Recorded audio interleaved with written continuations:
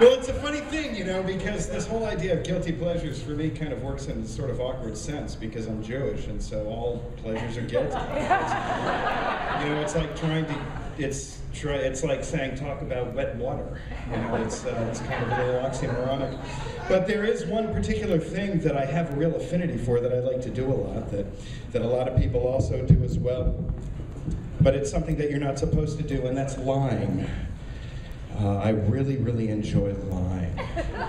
And I'm a writer, so the nice sort of thing is that I get to lie for a living. And I've lied all my life. I lied as a kid. I lied to my parents. I lied about everything. And my father would say to me, Jesse, you're going to be a pathological liar. You're not going to be able to discern the difference between truth and reality. And I thought, what a wonderful compliment. I thought, my God, here's somebody who said this is an individual who's created an entire universe in which only they live, and somebody from the other side of that universe has said, I see what you're doing. And so I lied growing up. I lied to friends, I lied to lovers, I lied to employers, and I got older, and this terrible guilty pleasure caused problems, but nothing that was ever too terribly severe, until I found myself in Wilmington, North Carolina, working as a dog psychologist.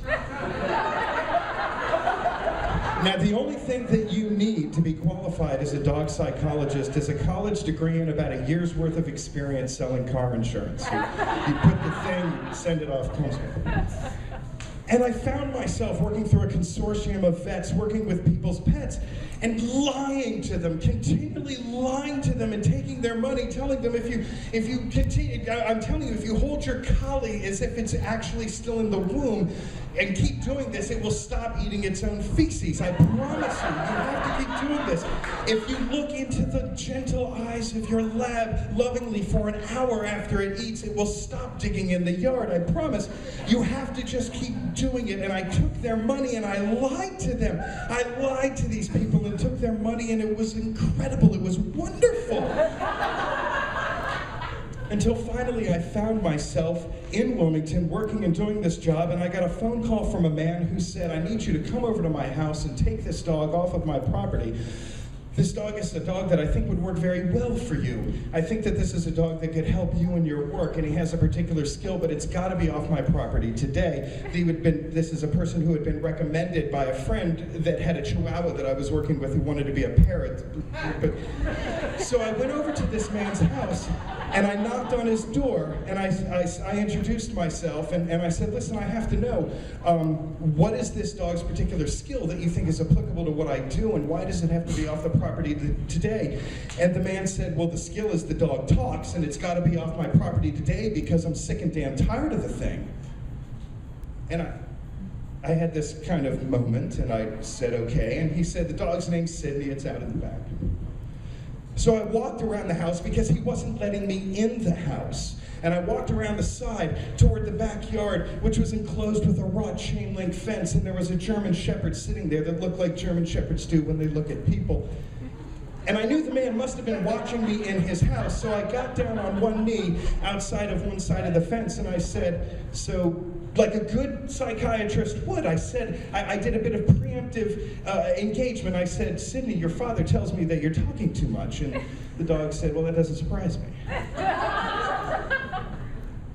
And I said, well, what are the things that you're talking about? What are you telling him? What's the problem? And he says, it's all got to do with my past. And I said, well, what do you mean? And he said, well, I was born in Key West, and the first place that I lived was on this boat with this guy who gave scuba charters, and he would go out, and it became very, very apparent very quickly that I had this particular skill, and people picked up on it, and before I knew it, as you might imagine, the government had taken me away. And I lived for some time in Romania. I spent time working in Ethiopia. I eventually, for about a year and a half, was an attaché for the consulate in Brazil when this guy here won me in a poker tournament. And it's this bone of contention between us, and it causes a lot of problems.